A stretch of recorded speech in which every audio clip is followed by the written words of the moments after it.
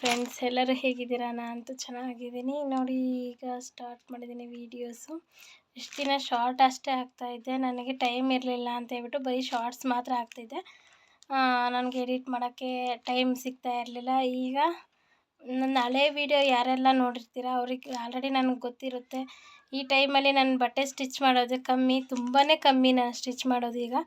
ಈಗೆಲ್ಲ ನಾನು ಸ್ಟಾರ್ಟ್ ಮಾಡೋದೆ ಗಣೇಶ ಸ್ಟಾರ್ಟ್ ಮಾಡಿದ್ದೀವಿ ಆಲ್ರೆಡಿ. ಆಷಾಢಕ್ಕೆ ಮುಂಚೆ ಒಂದು 2 ಗಣೇಶ ಒತ್ತಿಟ್ಟಿದ್ದೀವಿ ಶಾಸ್ತ್ರಕ್ಕೆ. ಆಷಾಢದಲ್ಲಿ ಸ್ಟಾರ್ಟ್ ಮಾಡಬಾರ್ದು ಅಂತ. ಬಟ್ ನಾನು ಅಂದ್ಕೊಂಡಿದ್ದು ಈ ವರ್ಷ ನಾವು ಗಣೇಶ ಮಾಡೋದೇ ಬೇಡ ಅಂತಲೇ ಅಂದ್ಕೊಂಡಿದ್ದೆ. ಬಟ್ ನಮ್ಮ ಮನೆಯಲ್ಲಿ ಕೇಳ್ತಿಲ್ಲ, ಮಾಡಲೇಬೇಕು. ಇದು ನಮ್ಮ ಕೆಲಸ, ನನ್ನ ಫಸ್ಟಿಂದ ನಾವು ಮಾಡಿದ್ದೀವಿ. ಈಗ ಬಿಟ್ಟರೆ ಮತ್ತೆ ನೀನು ರಿಟರ್ನ್ ಆ ಕೆಲಸ ಮಾಡಲ್ಲ, ಅದನ್ನು ಬಿಟ್ಬಿಡ್ತೀಯಾ, ಇಲ್ಲ ಕಲಿತಿದೆಯಲ್ಲ ಬಿಡಬಾರ್ದು. ಕಲಿತಿದ್ದು ಬಿಡೋದಕ್ಕೆ ಒಂಥರ ಮನಸ್ಸು ಇಲ್ಲ. ಬಟ್ ನನ್ನ ಉದ್ದೇಶ ಏನು ಅಂತಂದರೆ, ನನಗೆ ಗಣೇಶ ಮಾಡಿ ಇಟ್ಕೊಳ್ಳೋದಕ್ಕೆ ನನಗೆ ಪ್ಲೇಸ್ ಇಲ್ಲ ಮನೆಯಲ್ಲಿ. ಯಾಕೆ ಏನು ಅಂತಂದರೆ, ನಾನು ವೀಡಿಯೋಸ್ ನಿಮ್ಗೆ ಆಲ್ರೆಡಿ ನೋಡಿರೋರ್ಗಾದರೆ ಗೊತ್ತಿರುತ್ತೆ. ನಮ್ಮ ಮನೇಲಿ ಈಗ ಈ ವರ್ಷ ಮಿಷಿನ್ ಬಂದಿದೆ ನೋಡಿ. ಇದು ಮಿಷಿನ್ ಬಂದಿದೆ. ಹೋದ ವರ್ಷ ಇರಲಿಲ್ಲ, ಈ ವರ್ಷ ಇದೆ. ಬಟ್ ಈ ವರ್ಷ ಈ ಮಿಷಿನ್ಗೆ ಪ್ಲೇಸ್ ಎಲ್ಲ ಈ ಮಿಷಿನೇ ತೊಗೊಂಡ್ಬಿಟ್ಟಿದೆ ನೋಡಿ. ಆ ಕಡೆ ಅದೊಂದು ಮಿಷಿನ್ ಇಟ್ಟಿದ್ದೀನಿ, ಇದೊಂದು ಇಟ್ಟಿದ್ದೀನಿ ನೋಡಿ. ಕ್ರೇಟ್ ಎಲ್ಲ ಫುಲ್ ಆ ಕಡೆಗೆ ಇಟ್ಬಿಟ್ಟಿದ್ದೀನಿ. ನನಗೆ ಪ್ಲೇಸೇ ಇಲ್ಲ. ಅದಕ್ಕೋಸ್ಕರ ನಾನು ಗಣೇಶ ಮಾಡೋದು ಬೇಡ ಅಂತಿದ್ದೆ. ಬಟ್ ನಮ್ಮ ಮನೇಲಿ ಕೇಳ್ತಿಲ್ಲ, ನಮ್ಮ ಅತ್ತೆಯವರು ಕೇಳ್ತಿಲ್ಲ. ಕಲ್ತಿರೋದನ್ನು ಯಾಕೆ ಬಿಡ್ತೀಯ, ಒಂದು ಸ್ವಲ್ಪನಾದರೂ ಮಾಡ್ಕೊ ಅಂತ ಹೇಳ್ಬಿಟ್ಟು ನಮ್ಮ ಅತ್ತೆಯವರು ನಮ್ಮಮ್ಮ ಅವರು ಫೋರ್ಸ್ ಮಾಡ್ತಾಯಿದ್ದಾರೆ. ಕಲ್ತಿರೋದನ್ನು ಬಿಡಬೇಡ, ಮತ್ತೆ ಬಿಟ್ಟರೆ ನಾನು ಮಾಡೋಕ್ಕಾಗಲ್ಲ ಗಣೇಶನ ಅಂತ. ಸರಿ, ನಾನು ಇಷ್ಟಪಟ್ಟು ಕಲ್ತಿರೋದಕ್ಕೋಸ್ಕರ ಈ ವಿದ್ಯೆ ಬಂದಿರೋದು ನನ್ನ ಚಿಕ್ಕ ವಯಸ್ಸಿನಿಂದ ಬಂದಿರೋ ವಿದ್ಯೆ ನನಗಿದು. ಟೈಲರಿಂಗು ಅಪ್ಪ ಅಮ್ಮ ಇಬ್ಬರು ಬಟ್ಟೆ ಹೊಲಿತಾರೆ, ಅದಕ್ಕೋಸ್ಕರ ಇದು ನಾನು ಇಷ್ಟಪಟ್ಟು ನಾನು ಕಲ್ತ್ಕೊಂಡಿರೋ ವಿದ್ಯೆ ಇದು. ಮದುವೆ ಆದಮೇಲೆ ಬಂದಮೇಲೆ ನಾನು ಕಲ್ತಿರೋ ವಿದ್ಯೆ ಅಂದು ಗಣೇಶ ಮಾಡೋದು. ಅತ್ತೆ ಮನೇಲಿ ಗಣೇಶ ಮಾಡ್ತಾರೆ ಅಂತ ಅನ್ನೋದಕ್ಕೋಸ್ಕರ ನಾನು ಕಲ್ತ್ಕೊಂಡೆ. ಅದನ್ನು ನಾನು ಕಲಿಬೇಕು ಅಂತ ಆಸೆಪಟ್ಟು ಕಲಿತೆ. ಅದನ್ನು ಈಗೂ ಮಾಡ್ತಾಯಿದ್ದೀನಿ. ಬಟ್ ಈ ವರ್ಷ ಮಾಡೋದೇ ಬೇಡ ಅಂತ ನಿರ್ಧಾರ ತಗೊಂಡ್ಬಿಟ್ಟಿದ್ದೆ.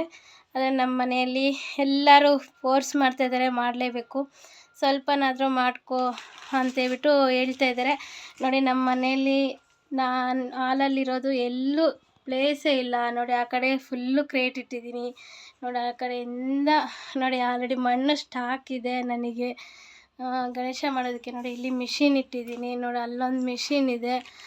ನನಗೆ ಪ್ಲೇಸೇ ಇಲ್ಲ ನೋಡಿ. ಇಷ್ಟೇ ಇರೋದು ನನಗೆ ಜಾಗ.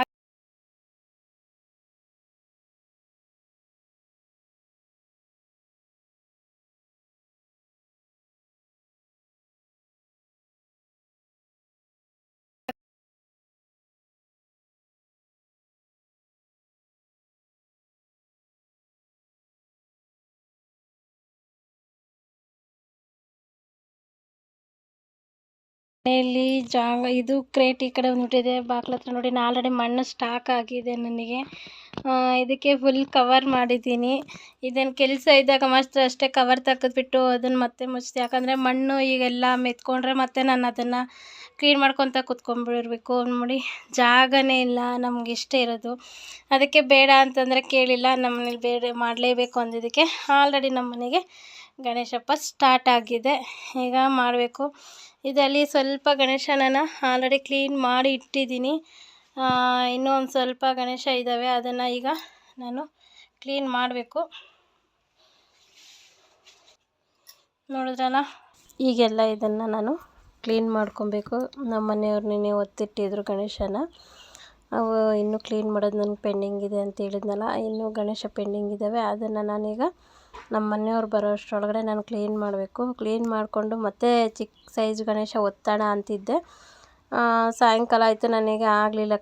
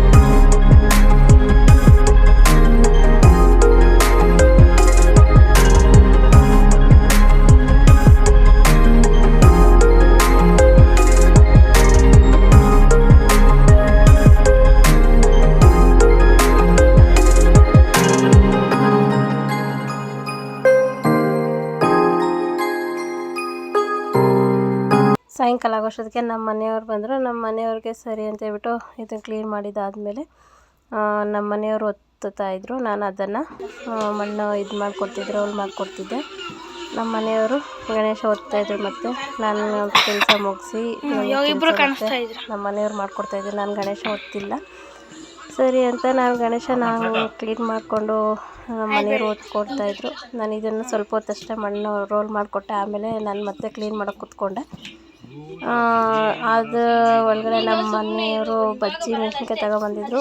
ಬಜ್ಜಿ ಮಾಡಿಕೊಡು ಅಂತ ಹೇಳ್ತಿದ್ರು ನನ್ನ ಮಗಳಿಗೆ. ಸರಿ ಅಂತ ನನ್ನ ಮಗಳದನ್ನು ಮಾಡಿಕೊಡ್ತಾಯಿದ್ಲು. ನಾವು ಗಣೇಶ ಕ್ಲೀನ್ ಮಾಡಿಕೊಂಡು ಕೂತ್ಕೊಂಡಿದ್ದೆ. ಇದನ್ನೆಲ್ಲ ಗಣೇಶ ಮಾಡೋಷ್ಟೊತ್ತಿಗೆ 8:30 ಆಗೋಯಿತು. 8:30 ಸರಿ ಅಂತ ಆವಾಗ ಎದ್ದು ಮತ್ತೆ ಅಡುಗೆ ಮಾಡಿ ತಿಂದು ಮಲ್ಕೊಳ್ಳೋಷ್ಟೊತ್ತಿಗೆ ಕ್ಲೀನ್ ಮಾಡಿಕೊಂಡು 9:30 ಆಗೋಯಿತು.